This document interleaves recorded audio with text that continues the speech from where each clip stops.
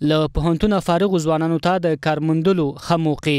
ټیچ فار افغانستان یا ښوونه د افغانستان لپاره د موسسې لخوا په ننګرهار کې د 250 تنو نجونو په ګډون له 200 هغه ځوانانو څخه ازموینه واخیستل شوه چې تازه له پوهنتونه فارغ شوي دي.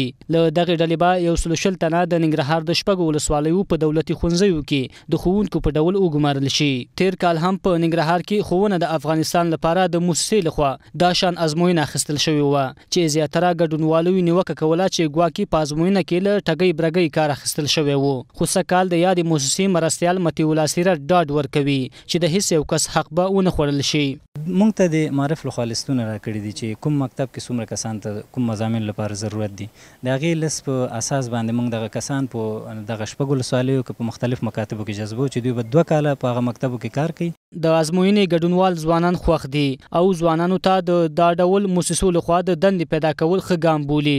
دوی په افغان دولت او نور موسساتو هم غږ کوي ترڅو په هیواد کې د ځوانانو د بیروزګارۍ د له منځه وړلو لپاره هڅې وکړي.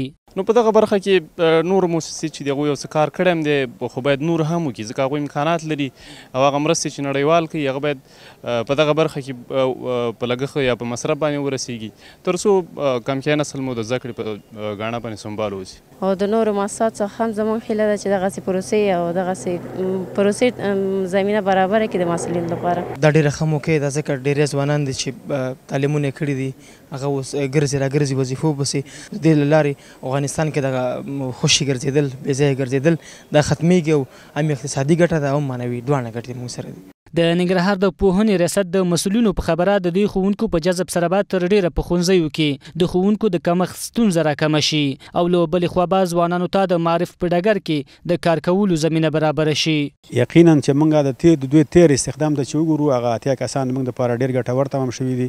په هرو ښوونځیو کې چې هغوی تللي دي د نورو ښوونکو سره ډېر توپیر دی ځکه چې دوی تازه فارغ شوي دي ذهن یې لا اوسه پورې هماغسې تازه دی او بل دا چې دوی ځوانان دي ډېر هڅه کوي د درس لپاره آمادګي نیسي چمتووالی نیسي.